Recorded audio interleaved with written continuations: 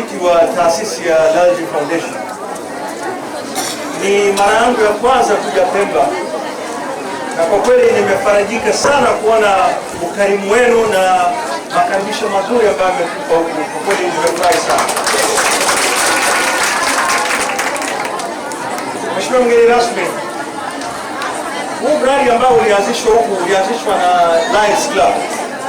Nadhani kama miezi mitatu au miezi minne iliyopita au hata zaidi.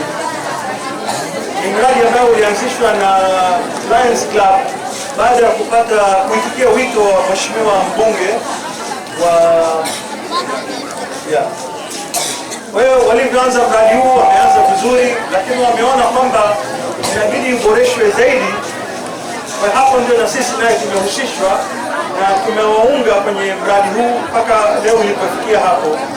Kwa hiyo tumekuja leo rasmi kukabidhi mradi huu, lakini nasema ni neema kubwa sana kutoka kwa Mwenyezi Mungu, kwa sababu isingekuwa mradi huu, mimi mwenyewe binafsi nisingepata nafasi hii ya kuja kuwatembelea watu wa Pemba. Ni mara yangu ya kwanza, kwa kweli nimefurahi sana, na kabla ya kufika huko nimetembea kidogo mjini, nimeona mara ya kwanza mji wa Pemba.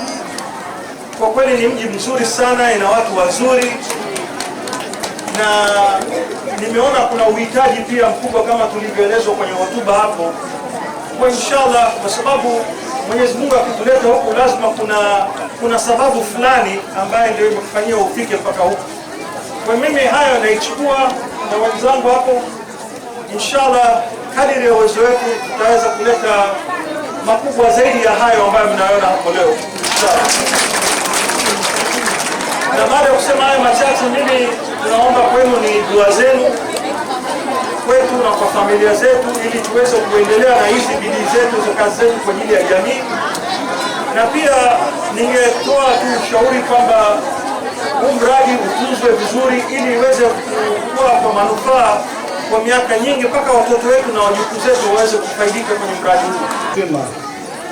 Na maana tulitembea upande wa madrasa pamoja na kutembelea mji tayari. Sisi chama cha Lions, mimi kwa jina naitwa Muntaza Barwani, niko chama cha Lions Club Dar es Salaam Host. Tulianzisha mradi huu baada ya kupata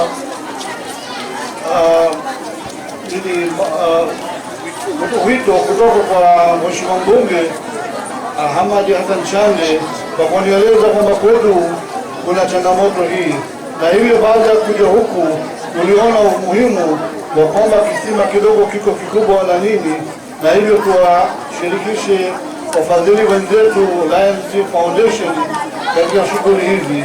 Hivyo ilitubidi kuja kwa pamoja, na leo Mwenyezi Mungu ametujalia hapa kuja kwetu na kuja kufanya ufunguzi rasmi wa kisima hiki.